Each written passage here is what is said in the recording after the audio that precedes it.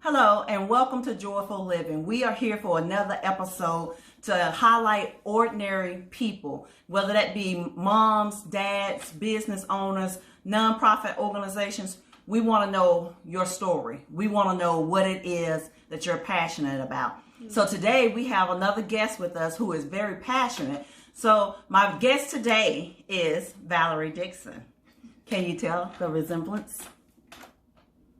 Yes, we are sisters. Not twins. Not twins. She's just a teeny bit older than I am, but she is my sister. And Valerie, tell everybody about yourself. Well, as she said, my name is Valerie Dixon. I am a divorced mother of 2 adult children, and I'm a first-time grandmother. Yay! He's 1 year old. I was diagnosed with multiple sclerosis. That's one of the biggest parts of my life right now. In 2005, I was diagnosed with MS. So that's kind of the big thing in my life, but it doesn't define me. Okay, so tell us, what was the process like to being diagnosed with multiple sclerosis? It was a long process. I got sick. I didn't get sick. I couldn't turn my head side to side, and that's odd. I was a healthy late 30s, so I went in to get that checked out. They couldn't figure out what was wrong with me. But then I started getting sicker, feeling weak. They took me through all types of physical therapy. Even at one point, they stretched my neck. Wow. Right. I didn't know that. They put me on this machine, and it actually mechanically, slowly stretches your neck out. And the guy left the room. I don't know if he was supposed to do that, because at some point it started to hurt, and I was like, help. So yeah, I went through a few little things like that. But the most important thing, though, is that I had a great doctor who helped me to figure out what was going on, because my symptoms didn't make sense, not to me, and he was a little confused too. Dr. Walter Ezebo, I don't know if I could say his name here. Well, you already said it. I said, hi, Dr. Ezebo, but you were like a determining factor and really seriously in finding out what was wrong with me, because I had symptoms way before 2005, but these, not being able to turn my head, these new symptoms were problematic because I was working in the professional world then, and I had to, utilize my desktop and everything. So they did a series of physical therapy. It took 4 months, really over 10 years in the long haul, but during this stretch, it was 4 months. Okay. So what was your response to learning that you had multiple sclerosis? That's an autoimmune disease that affects the brain.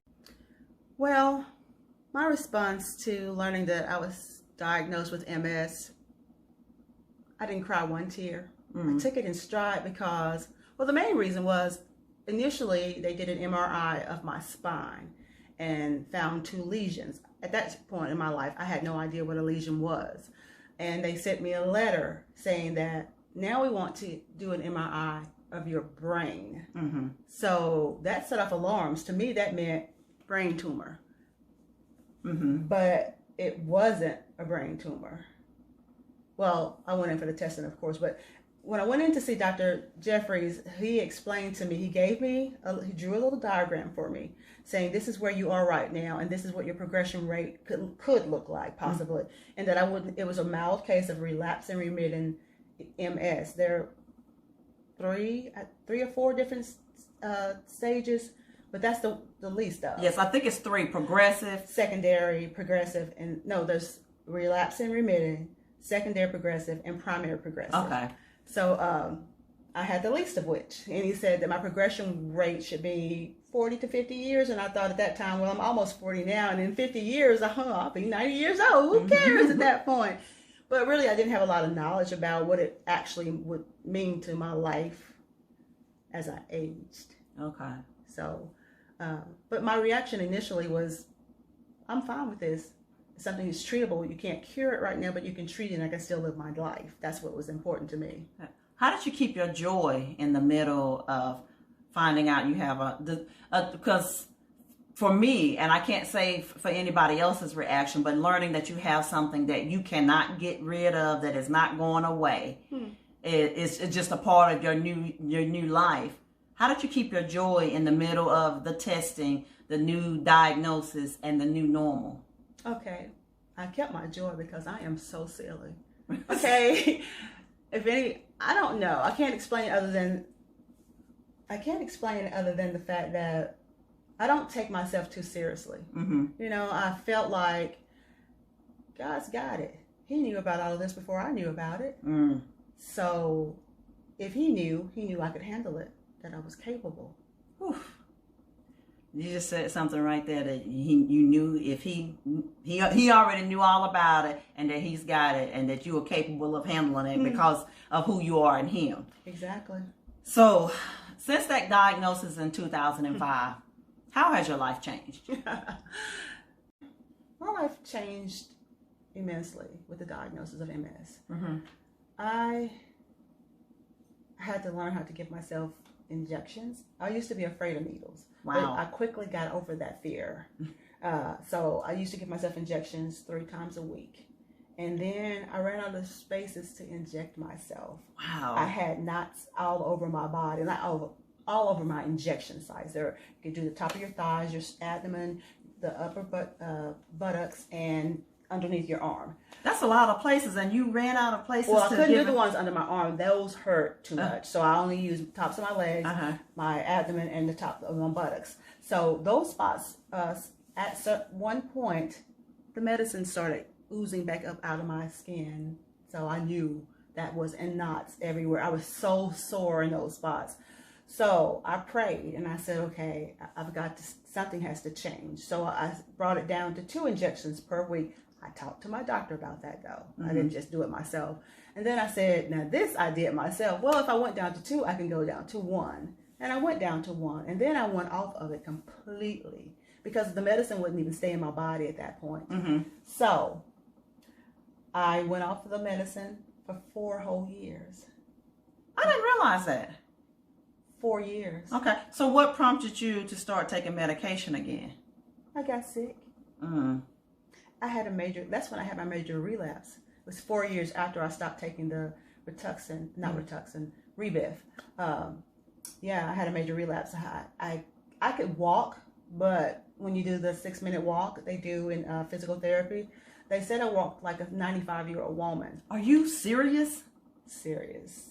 So I could walk, but from this side of the room to the other side, I would sweat profusely because the signal from my brain to my legs was the problem. My legs were healthy, but I couldn't get the signal there. So I would sweat profusely. I would get tired. I would have to sit down. Every few steps, I would have to sit down. So I had to learn to walk again. I remember you and I going to the hospital for something. Yes, I remember that. And at the time, I was wearing a leg brace and my cane. You gave me your cane. But I gave you my cane because you needed it more than I did at that point. I was holding on to the walls. We were a sight to see. We were. It was funny. But we got there. We were still cute, but it was. I was like, I remember that. I remember that, and I remember very few things from my memory is a bad thing with MS, but so learning to walk again. I lost use of my right arm twice. I'm right-handed, but to me that was like an advantage almost because I started using my left hand, and now I use them both. Okay. Not to write and everything, but I always thought it was wonderful when I would go to do something and my left hand would automatically go to do it instead of my right. That's because it got trained during that time. Those 2 times when I couldn't use my right arm at all. I mean, it would not move. Did that scare you when things should have, but it didn't? I don't understand. I think it was avoidance. Like I was in denial. It's what my daughter Jessica tells me that what I do is I focus on other people. When I'm in trouble, I'll distract myself by helping someone else. So I had young children, so that wasn't hard to do. It's plenty to do with children. Yeah. And even once they grew older, I have goddaughters and nephews and nieces that I would spend my time with them and doing things with. Even when I was sick, I still spent time with my children. Okay. So I would distract myself. But no, it didn't scare me, and it probably should have. Or maybe I was scared and I was just blocking it out. Okay, because that was my next question. using the avoidance as a technique, as a coping mechanism, right? How has that affected you? And I can tell you that it has not been good, because what has happened is I go to counseling once a week now. I have a great counselor now, and he is helping me recognize the fact that all I've been doing is storing things away. Wow. You know, and that now it's time. Erykah Badu's song "Bag Lady." You know, and it's not just about the MS, but that's my coping mechanism, to deflect or try to find some other thing to distract myself. So now I'm actually addressing those things. He's helping me work out a plan for my life, and not so that I won't just skate through life. He gave me a questionnaire about some of my emotions, some of the things that I feel, and I checked off all of those things. And he said, "Is there anything you would like to add?" I added numb. So in what other ways did your life change? I know you talked about having the major relapse, but that major relapse was cognitive as well. So I was working full-time in another finance job. It was different. The systems were different. So that meant I had to learn some new things. I would learn a new task, come in the next day, and I might know part of it, but not all of it. And I couldn't keep it. I couldn't keep it in my head. This is something I've been doing for years, Right. So just in the finance world. In the finance world, yeah. So I couldn't understand it, but I did understand it. I stopped sleeping because I knew something was wrong, but I couldn't let them find out. That's a heavy weight to carry. It'll cause you to lose some sleep. Yeah. Some appetite, all of that stuff. So I was really in a bad place, and nobody knew, because I'm the nurturer. I'm the caregiver for the entire family. Yeah, not just for my household, like everyone, my siblings, my parents, even. You know, we've talked about it. We've had numerous conversations about you're caring for everybody else, and I'll tell you, I need you to stop and sit down. Let them folks take care of themselves, because you got to take care of you. And not taking care of other people is never a bad thing, but when you are taking care of other people to the extent that you're not caring for yourself in the meantime, and that's what I would tell her: to stop, leave these grown people alone, let them handle it. It's like, because at a certain point, when it comes to a diagnosis of this nature, you need to get your cognitive and physical house in order, but you can't do that if you're taking care of everybody else and making them a priority over your own care. That's the primary word there, because my therapist and I talked about that. I have to make myself a priority in this, this being life, right? And let them take care of themselves, or just let things take care of themselves. I'm a spiritual woman. So when you pray and you don't trust, then you're wasting your time. And I do that sometimes. I can't find a Christian who doesn't. Well, I can't imagine that there's an honest Christian who doesn't, take back their problems. They give it over and then they take it back. There's something that I remember, a particular statement that I wrote in my book. It was like, I always said that I trusted God, but what I realized, I was trusting Him with the little minor details of my life. I didn't trust Him with my life. Yes. And it wasn't until I really felt like that I could learn to trust Him with my life that things started to change. Because as long as I was just trusting Him with the details and I'm trying to handle everything, it was I was always burdened and stressed and burned out and tired and in just an immense amount of pain. But it was like, gosh, I say I trust you, but I don't. Do I really? Right. It's like, okay, so in what other ways did your life change? I'm sure you've heard the saying, had it not been for the Lord on my side, where would I be? I used to be very religious, meaning I was in services, all kinds of services, all kinds of choirs, all kinds of, that's important, but it's different than what I need now. My life is about spirituality now, my connection straight from me to God. That's it. So talking to God constantly, praying, trusting and believing. I might have to turn it over more than one time to Him, but I keep turning it over. And I've learned as I've aged, that helps too. Sometimes you get wisdom. Sometimes you get wisdom with age. Not always, but sometimes. Well, there's actually nothing wrong with continuing to go to God, because I used to believe that, once I pray about something, that I should only pray about that one time. And if I continued to pray about the same thing, then that meant that I wasn't trusting. No, continue to, talk to him about that issue is supplication. Mm-hmm. And I just learned that last year sometime. Humility. It's like that, supplication. Come with Thanksgiving, can continue that supplication is continue to talk to God about those things. Mm-hmm. So in that aspect, that's the supplication of it, to continue to talk to him about it. And then through that, you learn to trust him with it. Because he's my best friend. Isn't that a wonderful feeling? It is. And I'm not just saying that because it's something to say. He is my best friend. I talk to him, and the way that I talk to you, I talk to him. Mm-hmm. He's my savior. Yeah. It's like when I was going through my issues with chronic pain, I told people that I began to talk to God like he was sitting on the couch beside of me. And I told him when I was sad and when I was mad and when I was angry. Exactly. But I also told him when I felt good and when I was full of joy and happiness. And he'd be like, God, thank you for the sun. I heard that bird singing, thank you. That was from me. The little things. Those little things. So doing that is when I learned what the old people say. He walks with me and he talks with me. Yes, that thing is real. It is real. I'm living it, and I can't meet a person without mentioning God. Okay, mm-hmm. I do a little side job as a DoorDasher now, and when I meet people, they're like little mini assignments. Yeah, I can look at a person and tell that they need me. Well, it's like we all have been called to evangelize, but very rarely do we do it. We'll preach to people who are already saved, meaning when I say preach, meaning we'll have a conversation with God with somebody who's already saved, but we are all called to evangelize, to tell the world. I'm on a battlefield. I was freed from the four walls of the corporate world. Mm-hmm. So I'm free now. So what do? I'm a missionary, mm-hmm. an evangelist. Yeah. I'm out on the field. I get to see people from all walks of life. I consider that a blessing.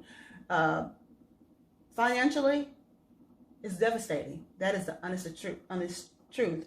Sometimes it feels that way. However, that's the natural. Mm-hmm. Supernaturally, God has never failed me.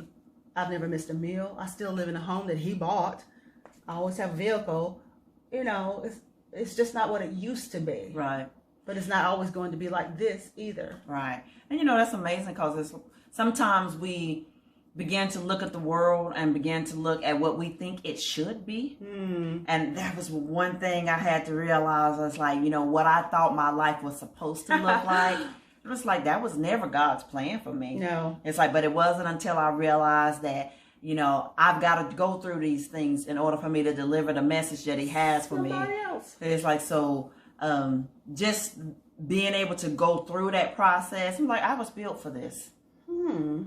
Built for it. One of the pieces I talk about being a Tonka truck, I was built for this.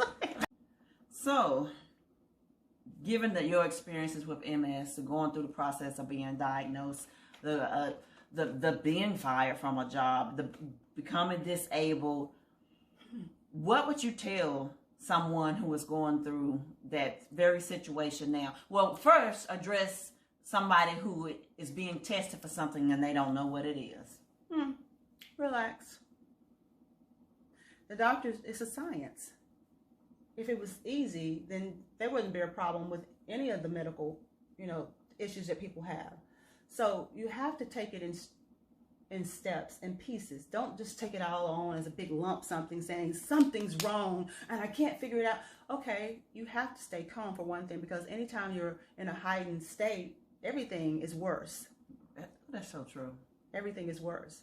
And I'm preaching to the choir because I had to learn that the hard way sometimes along the way. One day I'm okay, one day I don't want to do this. Mm-hmm.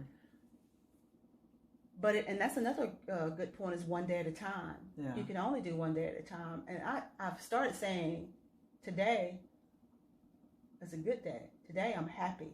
I have joy. You can't take that, but my mood is not always happy. Girl, what you talking about?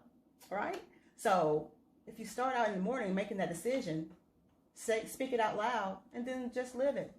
Because guys, that's one of the things as the Joyful Living Life Coach that I talk about a lot, that joy is something that resides on the inside of you, that external circumstances of the world can't take that away. Yes, you are still going to have those moments when you are happy, and those moments when you are sad, and sometimes maybe even mad.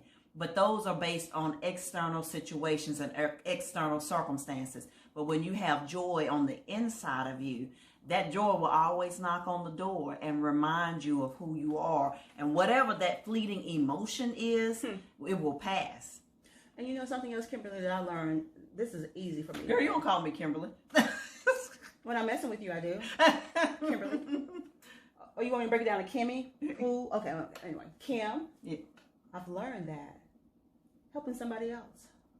Now, when I was down, I couldn't walk. I said, I may not be able to get out, but I can call somebody. Mm-hmm. And I did that. Because if you talk to one person, you can find out that their story is a whole lot worse than yours. Yeah. So, I mean, I will say I'll bear my cross. That helps as well, because I don't know how someone else might handle this, but I don't know how I might handle something else. So I'll take what I have and make the best out of it. So even though I've been burdened with some of the symptoms of MS and the realization that it's not curable at this point, I also know that I've met some wonderful people along the way, and I've had an opportunity to minister to people in infusion rooms. Like, we have a whole group of people in there, and they're listening to what I'm saying, because it's not me speaking. You know, just as you were speaking, that one thought came to mind. It says, you have MS. MS doesn't have you. Nope, it does not. So is there anything else that you would like to share with our listening audience, our viewing audience today before we end? Don't give up. Don't let any diagnosis, it doesn't have to be MS, whatever it is that you're going through, make the best of it. Meet people, talk to your friend, Jesus. Talk to the people who need you the most. I mean, you might meet a stranger who might need way more than what you ever thought you needed yourself. So be there for them. It's not just about you. You have to come to the end of yourself. Well, guys, I want to thank my guests for being here today. Again, this is my sister, Valerie.